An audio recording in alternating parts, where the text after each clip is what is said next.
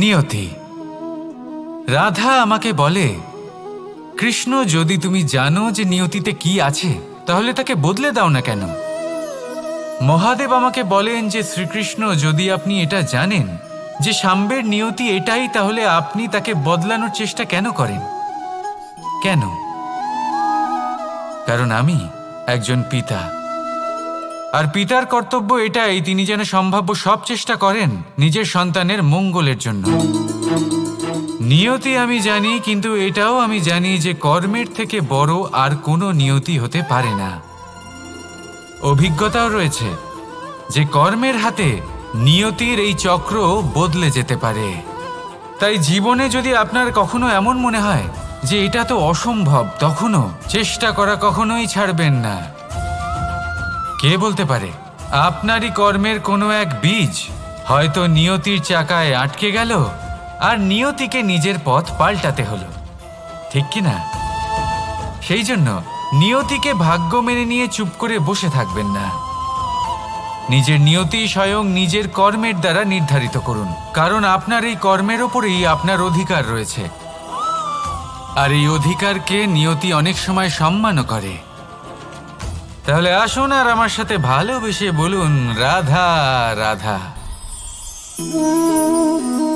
শক্তি এক অত্যন্ত বিচিত্র বস্তু, বা বলতে পারেন অনুভূতি। পিতা সবসময় চান যেন তিনি তার শক্তি পুত্রকে সঁপে দিতে পারেন, যাতে সে শক্তিশালী হয়, যাতে তার মঙ্গল হয়। তার পুত্র সবসময় চায় যাতে সে পিতার সেই শক্তি লাভ করে, কিন্তু সেই শক্তি লাভ করার জন্য পুত্র হওয়া যথেষ্ট নয়, যোগ্য পাত্র হতে হয়। আসুন আপনাকে সহজে বোঝাই। যদি আপনি সুপাত্র হন আর আপনাকে শক্তি দেওয়া হয়, তাহলে আপনি সেই শক্তির গুরুত্ব বুঝবেন, কোথায় সেই শক্তি প্রয়োগ করা উচিত সেটা বুঝবেন। আর এটা যেহেতু অর্জন করা শক্তি হবে, সেই শক্তির অপব্যবহার হবে না। কিন্তু যদি এই আপনি কুপাত্র হন আর যদি আপনাকে এই শক্তি দেওয়া হয়, তাহলে কি হবে? দেখতে গেলে এই শক্তি আপনি দান হিসেবে পেয়েছেন, তাই না আপনি এই শক্তির গুরুত্ব বুঝবেন আর না এর প্রয়োগ আপনি জানবেন। তার অপব্যবহার হওয়া সুনিশ্চিত। তাই যদি আপনি কোনো শক্তি অর্জন করতে চান, তাহলে আগে তার যোগ্য হয়ে উঠুন। পুত্র নয়, পাত্র হয়ে উঠুন। আর আমার সাথে ভালোবেসে বলুন, রাধা রাধা।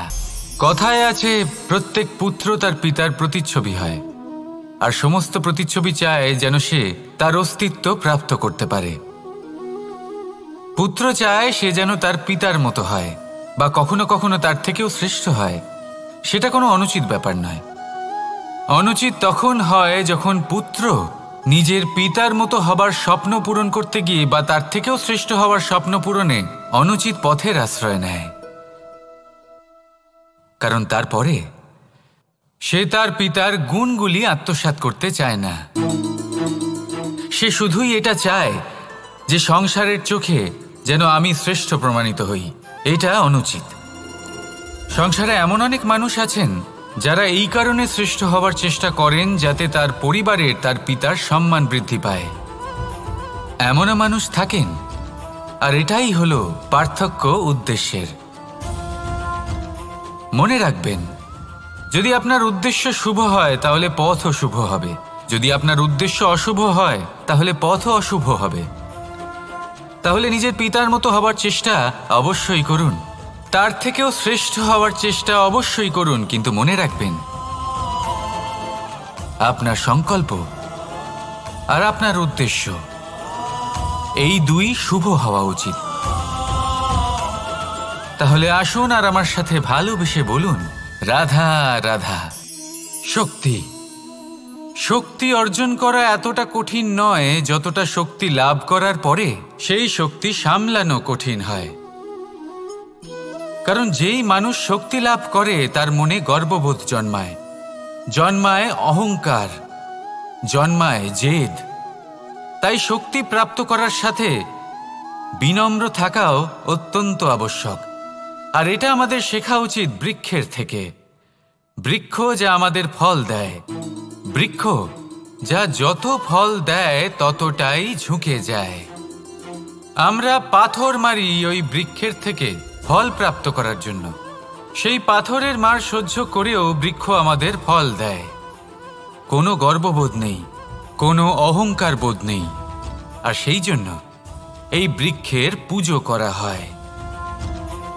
এটাই হলো মাহাত্ম্য শক্তির সাথে বিনম্রতার। যদি এই শক্তি সৃজন করে থাকে, সাহায্য করে থাকে, সম্বল হয়ে থাকে, তবেই সেই শক্তি উপযুক্ত। আর নয়তো সেই শক্তি একদিন আপনাকে আসক্ত অবশ্যই করবে।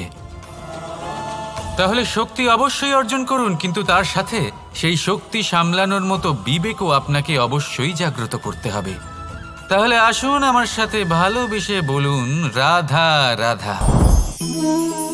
অহংকার অত্যন্ত বলশালী হয়। এই অহংকার মানুষকে কখনো নত হতে দেয় না। অদ্ভুত ব্যাপার, এই অহংকার যা মানুষকে কখনো নত হতে দেয় না, সেটাই তার পতনের কারণও হয়ে দাঁড়ায়। যেখানে মানুষ এটা ভাবতে শুরু করে যে শুধুমাত্র সেই যোগ্য, সেখান থেকেই তার পতনের আরম্ভ। ঠিক কিনা? দেখুন, যদি কোনো মানুষ এটা ভাবে যে আমি এই সব কিছু করতে পারি, তাহলে তা হলো বিশ্বাস। কিন্তু যদি সে এটা ভাবতে থাকে যে শুধুমাত্র আমি এই কাজ করতে পারি, তাহলে তা হলো সেই ব্যক্তির অহংকার। আর এটা আপনাকে বিনাশের দিকে অবশ্যই নিয়ে যাবে। মনে রাখবেন, যখন আমি আর শুধুমাত্র এই দুই এক হয়ে যায়, সেখান থেকে আপনার পতনের সূত্রপাত হবেই। তাই আপনি কখনোই এই অহংকারের চক্রব্যূহে ফেঁসে যাবেন না। বিশ্বাস রাখুন নিজের ওপর এবং অন্যের ওপরও। আর মনে রাখবেন, বিশ্বাসের মধ্যে বিশ্বের প্রত্যেকটা বস্তু বসবাস করে। তাই এই অহংকারকে ত্যাগ করে ফেলুন আর আত্মবিশ্বাসের ওপর মনোসংযোগ করুন। আর আমার সাথে ভালোবেসে বলুন, রাধা রাধা। মানুষ নিজের জীবনে ঈশ্বরকে খুব মান্য করে। ওনার জন্য কি না করে, ভিন্ন ভিন্ন নামে তাকে স্মরণ করে, তাকে পুজো করে, তার আরাধনা করে। সে জানে যে ঈশ্বর তাকে শক্তি অবশ্যই দেবেন, তাকে সাহায্য অবশ্যই করবেন। কিন্তু যখন প্রশ্ন আসে গুরু এবং ঈশ্বরের, তখন গুরুর মান কখনো কম হওয়া উচিত নয়। কারণ সত্যি বলতে কি, গুরুই হলেন সেই সিঁড়ি যা বেয়ে আপনি ঈশ্বরের কাছে পৌঁছানোর পথ খুঁজে পাবেন। সেই পথ আপনি গুরুর থেকেই পাবেন। গুরু না থাকলে আপনি কখনো ঈশ্বর লাভ করতেই পারবেন না। আর জীবনে অনেক সময় লক্ষ্যের থেকেও অনেক বেশি গুরুত্বপূর্ণ হলো পথ। তাই এই পথের সম্মান করতে শিখুন, অর্থাৎ গুরুকে সম্মান করতে শিখুন।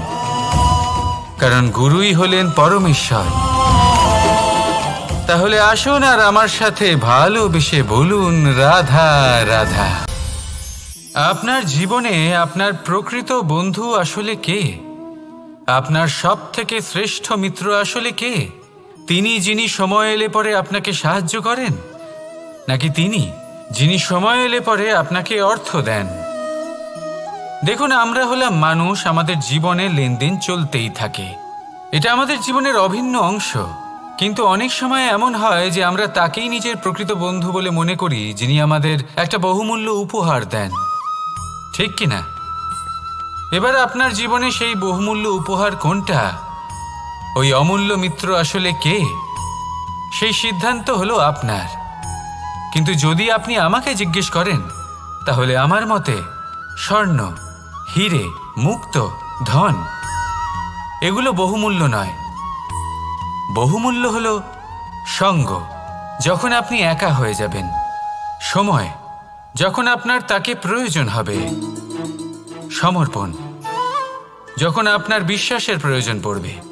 যে মানুষ আপনার প্রতি এই 3 গুণ প্রদর্শন করেন, যিনি আপনার কঠিন সময়ে আপনাকে অবশ্যই সঙ্গ দেবেন, যখন আপনার প্রয়োজন পড়বে আপনাকে অবশ্যই সময় দেবেন, আপনার প্রতি সম্পূর্ণ সমর্পিত থাকবেন, সেই হলো আপনার আসল মিত্র, সেই হলো আপনার প্রকৃত বন্ধু। কারণ সত্যি বললে, বন্ধুত্বের অর্থই হলো নিজেকে সম্পূর্ণরূপে কারোর কাছে সমর্পণ করে দেওয়া। তাই আপনার সেই বন্ধুর জন্য নিজের প্রাণ উজাড় করে দিন আর ভালোবেসে বলুন, রাধা রাধা। মানুষ জীবনে 3টে কাজ অবশ্যই করে থাকে, কিছু দান করে, কিছু গ্রহণ করে, আর কিছু ত্যাগ করে দেয়। এটাও ভাবতে থাকে যে এটা করলে কিভাবে করবে।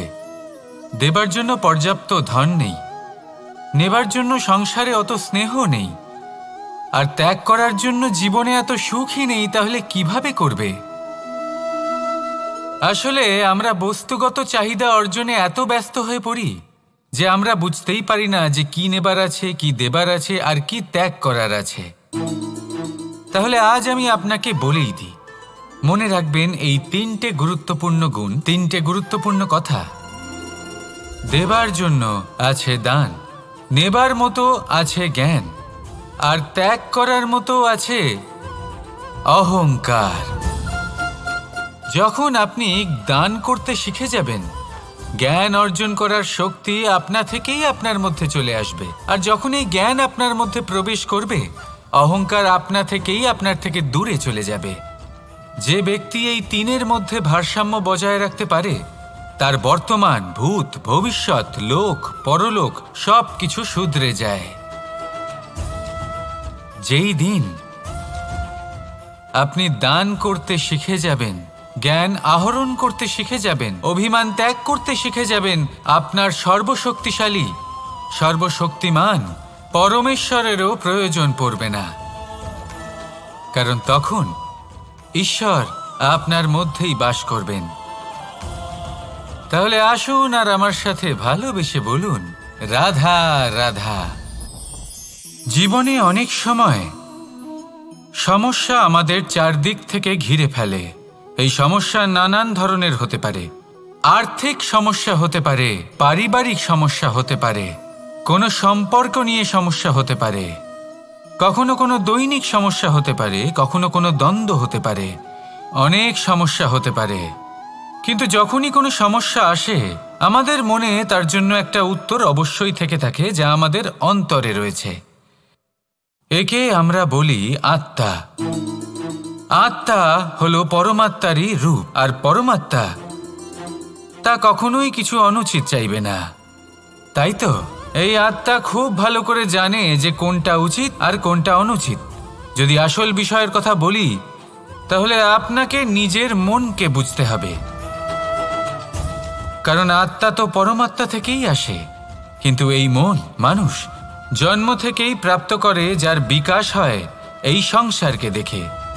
যেদিন আপনার এই মন আর আপনার এই আত্মা, এই দুই এক হয়ে যাবে, আত্মসাৎ হয়ে যাবে, সেদিন আপনার জীবনে না কোনো সমস্যা থাকবে, না কোনো ঝঞ্ঝাট থাকবে, না কোনো সংকট থাকবে। কারণ আপনার কাছে সেই সমস্ত সমস্যার, সমস্ত বিপদের সমাধান থাকবে, আর তাও আপনারই অন্তরে। তাহলে আসুন আর আমার সাথে ভালোবেসে বলুন, রাধা রাধা। ভক্তি আর শক্তি, এই দুইয়ের মধ্যে সম্পর্ক অত্যন্ত সরল। মানুষ ভক্তি করেন যাতে তিনি শক্তি লাভ করতে পারেন, আর শক্তি লাভ করার পরে ভক্তিভাব ভুলে যান, আর শক্তির প্রতি আসক্তিতে মত্ত হয়ে যান, আর সেখান থেকেই তার বিনাশ শুরু হয়। কেন? কারণ ভক্তির দ্বারা প্রাপ্ত শক্তি অন্য কারোর হিতের জন্য ব্যবহার করতে হয়, অন্য কারোর মঙ্গল করার জন্য ব্যবহার করতে হয়, কারোর বিনাশের জন্য নয়। এবার যদি আমি আপনাদের একটা উদাহরণ দিয়ে বোঝাই, তাহলে কোদাল। কোদাল দিয়ে আমরা মাটি কোপাতে পারি, একটা গর্ত খুঁড়তে পারি, যাতে একটা নতুন বৃক্ষ জন্ম নিতে পারে। একটা বৃক্ষ যা অন্য জীবকে ফল প্রদান করবে, যাত্রীদের ছায়া প্রদান করবে। কিন্তু এই কোদালের ব্যবহার যদি আমরা অন্য কারোর ক্ষতি করার জন্য করি, তাহলে ক্ষতি শুধুমাত্র আমাদেরই হবে।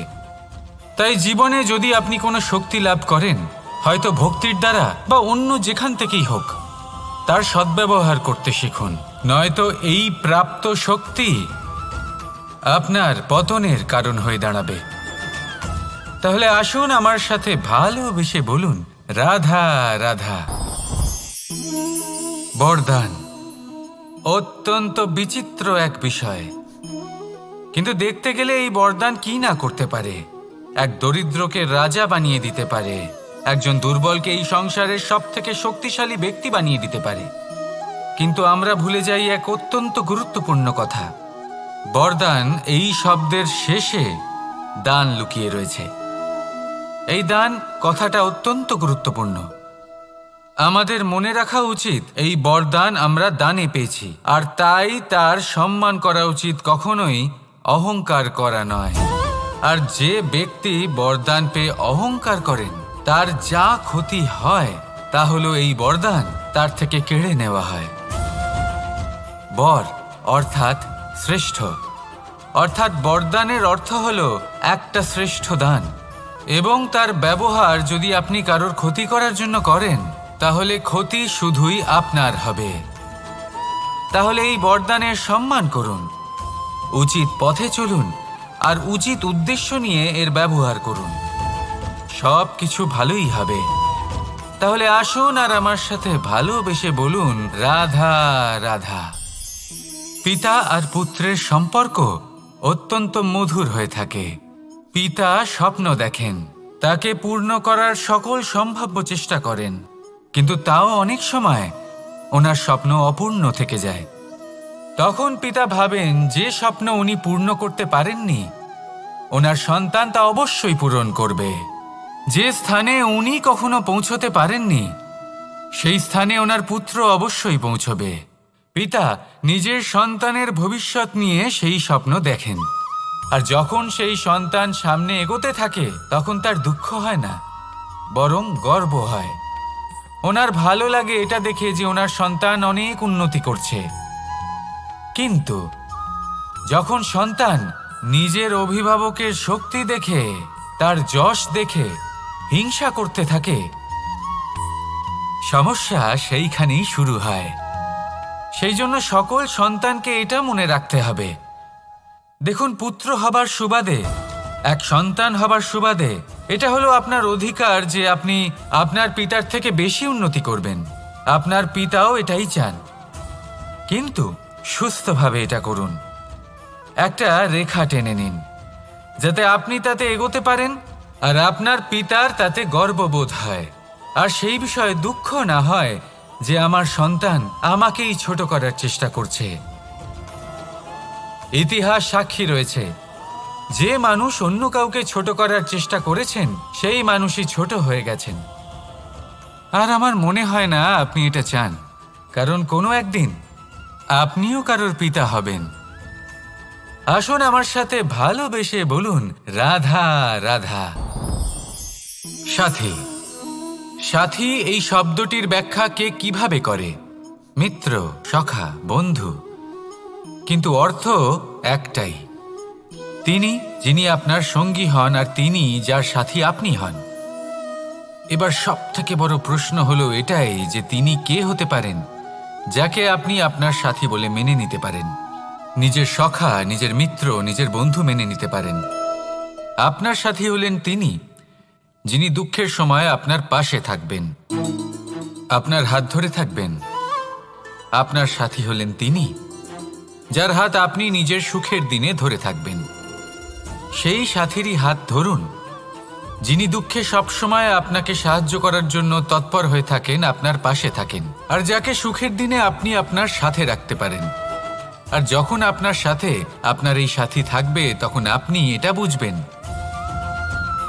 যে যখন জীবনে দুঃখ আসে তখন এই দুঃখ কমে যায়, সবার মধ্যে ভাগ হয়ে যায়। আর যদি তখন সুখ আসে তাহলে সেটা সবার উপস্থিতিতে আরো বেড়ে যায়।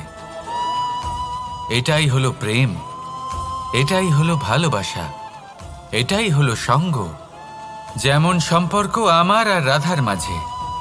তাহলে আসুন আর আমার সাথে ভালোবেসে বলুন রাধা রাধা।